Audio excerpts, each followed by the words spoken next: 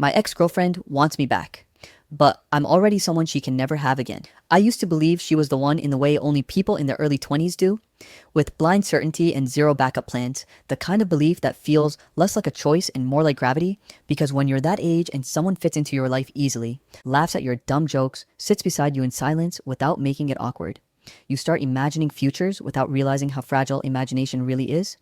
And I met her when I was 22, fresh out of college, broke but optimistic, convinced that love was enough to figure everything else out later. And she was the kind of girl who made ordinary moments feel cinematic, the kind who could turn a random Tuesday night into something memorable just by showing up with that half smile and asking where we were driving tonight.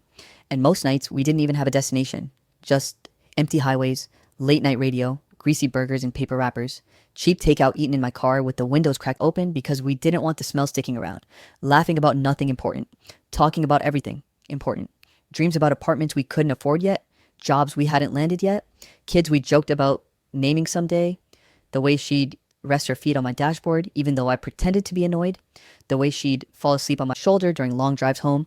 And in those moments, it felt so obvious that this was it, that this was how people ended up together forever, not through grand gestures, but through shared exhaustion and quiet comfort.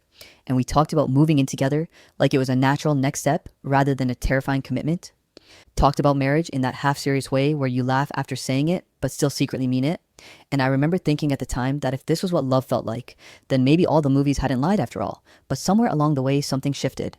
Not all at once, not dramatically, just subtle enough that I didn't notice until it was already embedded into our daily life.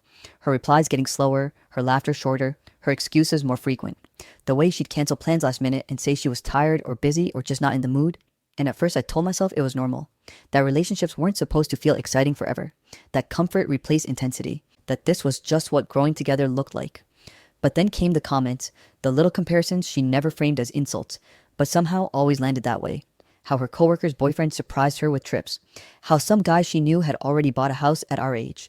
How she wondered out loud if people ever settled too early. And every time she said those things, I felt something shrink inside me. Because I didn't know how to argue against a feeling she wasn't even directly accusing me of. So instead, I tried harder, stayed more available, rearranged my schedule around hers, apologized faster, even when I wasn't sure what I'd done wrong. Told myself love meant compromise without realizing I was the only one bending. And I remember the night it finally broke. Not with yelling or slammed doors or accusations, but with her sitting across from me on my couch, hands folded, like she was delivering bad news she'd rehearsed, her voice calm in a way that terrified me more than anger ever could, telling me she needed space, that she felt like she was losing herself, that she was outgrowing the relationship, words that sounded reasonable enough that I couldn't even fight them, and I asked what I could do, what needed to change, and she shook. Full story link below.